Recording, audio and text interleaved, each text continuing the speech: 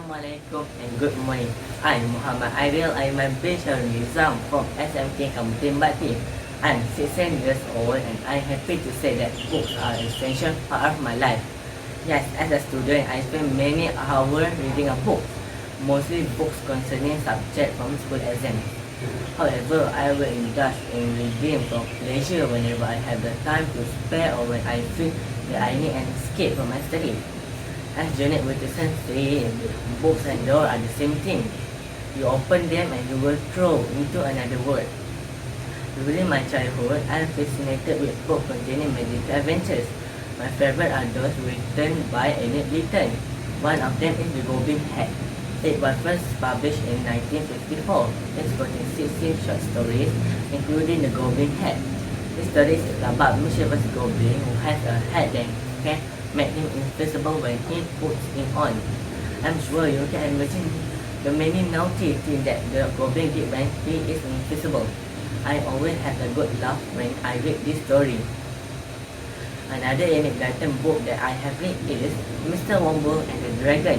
At this juncture, I have to admit that I am a child at heart and cannot resist books with magical stories and adventure. This Enid Blyton book was published in 2002 and contains 50 short stories. The story of Mr. Womble and the Dragon tells about the adventure of Mr. Womble trying to save Fairyland and the Princess of Silver River from fire-breathing dragon. With adventure to be the genre of choice, I now proceed to Journey to the Center of the Earth by Joe Verne. The story follows the adventure of Professor Hardwick, who found an old note and wrote describing a way to get to the center of the earth. The journey was very dangerous and they encountered prehistoric creatures and monsters along the way. The fourth book that I am going to talk about is Among the Hidden by Megan Peterson Hiddick. Just like the title, the story of Luke Garnier, who has remained hidden all his life. The offset world must not know that he exists. This is because he is a third child. At the time, it is forbidden for a family to have more than 2 children.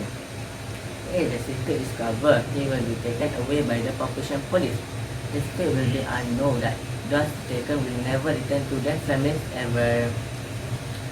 Lorna Jones is my favorite item at romance novel. Even so, I can only bring myself to read an abridged version of this novel by the owner, author Hardy Blackmore. This hardcover version is really beautiful. It's complete with colorful illustration by John Worsney. It was first published in 1979 by Turner Books London.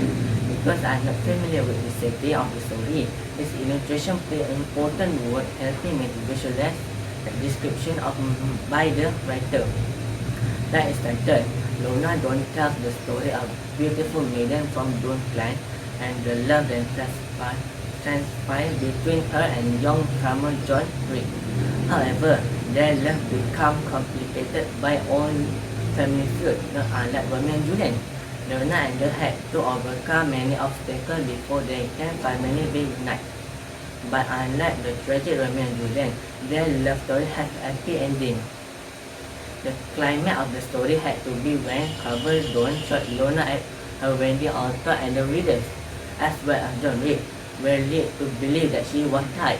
At heartbroken, John Rick went to the end of the world to avenge Lorna and kill Carbon Doone. The fight with this visionary villain left John Rick seriously injured and almost died.